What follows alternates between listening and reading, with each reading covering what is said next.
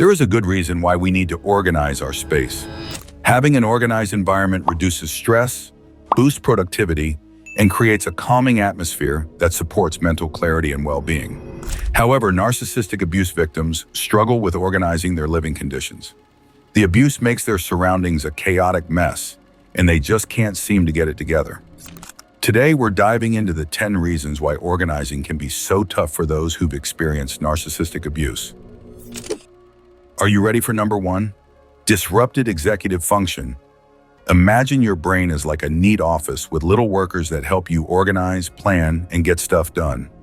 Now, when you've been through narcissistic abuse, it's like someone came in and set off a fireworks display in your office, scattering papers everywhere and sending those little workers running for cover. Trauma messes with your executive function, which means it's hard to plan, prioritize, and execute tasks. Dr. Bessel van der Kolk, a trauma expert, puts it simply: trauma robs you of the feeling that you are in charge of yourself. Listen closely. If you find yourself staring at a pile of laundry, wondering how it got there or where to start, it's not just you being lazy, it's your brain trying to recover from that internal fireworks show.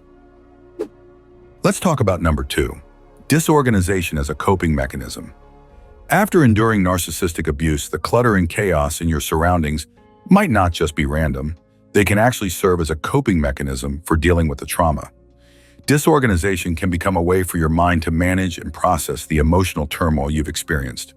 Psychologist Dr. Janina Fisher explains this phenomenon, noting that people who've been traumatized feel safer when their disorder surrounds them because it feels familiar. In a twisted way, the mess around you can reflect the emotional chaos inside, making it feel like you have some control, even if things are still unsettled. The disarray in your space might feel like a protective barrier. It keeps the overwhelming emotions at bay, while also creating a semblance of normalcy in the midst of the internal chaos. Let's move on to number 3, lack of structure. If you've experienced narcissistic abuse, sticking to a routine or keeping your space organized can seem like an uphill battle. Narcissists are experts at creating chaos and instability, which means you're often left feeling like you're walking on eggshells, constantly bracing yourself for the next emotional storm. This never-ending state of alertness and unpredictability can make it incredibly hard to develop or maintain any sense of order. Over time, living in such chaos becomes your new norm, and anything structured or organized feels out of place and unsettling. As a result, you might find yourself struggling with routines or tidying up because the constant upheaval has altered your sense of what stability and order should feel like. Now, let's continue to number 4, attention deficits. If you've been through narcissistic abuse, you might find it tough to focus on tasks or keep your space organized, and it's not just you. Trauma can sometimes mimic symptoms of ADHD, making it feel like your brain is constantly distracted and unable to stay on track. It's like trying to work with a foggy window. You know what you need to do, but it's hard to see clearly. Dr. Bessel van der Kolk explains that trauma impairs our ability to focus and sustain attention. So the way your mind works after abuse can make organizing and staying on task really challenging. It's not about laziness. It's about your brain's struggle to manage attention and focus because of the trauma you've been through. You shouldn't miss number 5, disconnection. If you find it difficult to get your space organized, it could be because you're feeling disconnected from your own needs and desires. After experiencing narcissistic abuse, you might struggle to reconnect with what you truly want or need, making it hard to focus on or care about your surroundings. It's as if you're detached from yourself, unable to identify what matters to you clearly. Dr. Jonas Webb, a clinical psychologist, notes that trauma can lead to a profound disconnection from one's own needs and desires. Without a strong sense of what you need or want, prioritizing tasks like organizing your space can seem overwhelming or irrelevant. Essentially, the emotional disconnection makes it challenging to invest in creating a space that reflects your personal needs and preferences. Are you still up for number 6? Negative reinforcement. If organizing your space feels like a struggle, it could be because of negative reinforcement.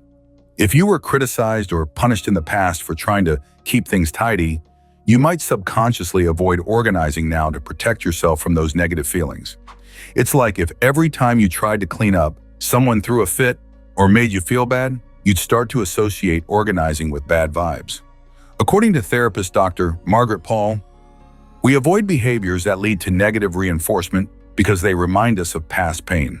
So your brain might be steering clear of organizing to avoid those painful memories and feelings, making it hard to create a neat and structured environment. Let's keep it moving to number 7, inertia. So imagine you're trying to start cleaning up, but it feels like you're glued to the couch, unable to budge. Welcome to the world of inertia.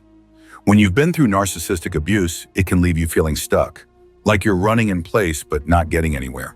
This inertia isn't just laziness, it's a mental roadblock that makes starting anything feel like an epic quest. As Dr. Marsha Linehan, a psychologist known for her work on emotional regulation, puts it, when you feel overwhelmed, even small tasks can feel insurmountable.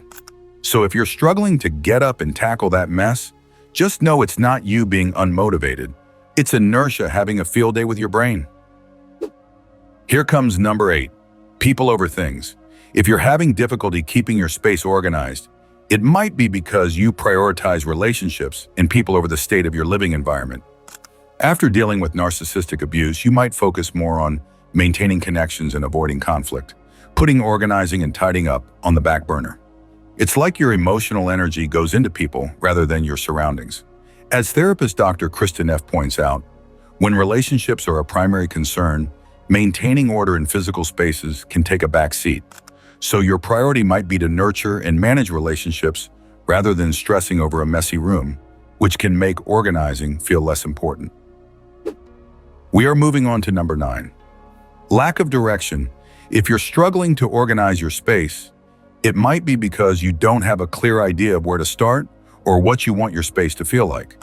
After going through narcissistic abuse, you might feel overwhelmed and unsure about how to begin, which can make it hard to take action. It's like staring at a blank canvas with no idea of what to paint. According to psychologist Dr. Ellen Hendrickson, not having a clear direction can paralyze you, making even simple tasks feel daunting. So if you're not sure what you want your space to look like or where to begin, it's completely normal to feel stuck and find it difficult to get started. Finally, we're down to number 10, reinforced negative beliefs. If you struggle to keep your space organized, it might be because seeing the mess around you keeps feeding negative beliefs about yourself. After narcissistic abuse, every time you look at your cluttered space, it can reinforce feelings of inadequacy or failure, like you're not good enough. It's like the mess is a constant reminder of those negative messages you've received.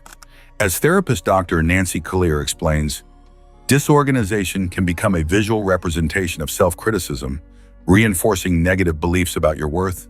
So every glance at the chaos might make you feel worse, creating a cycle where the mess makes you feel bad, and feeling bad makes it even harder to clean up. Understanding these challenges is the first step toward finding solutions that work for you. Listen closely. It's okay to take it one small step at a time and be gentle with yourself. Progress might be slow, but every little bit counts. And remember, you're not alone in this. Recognizing these issues can help you start to address them and gradually bring some order to the chaos. So take a deep breath and start wherever you feel comfortable. You've got this.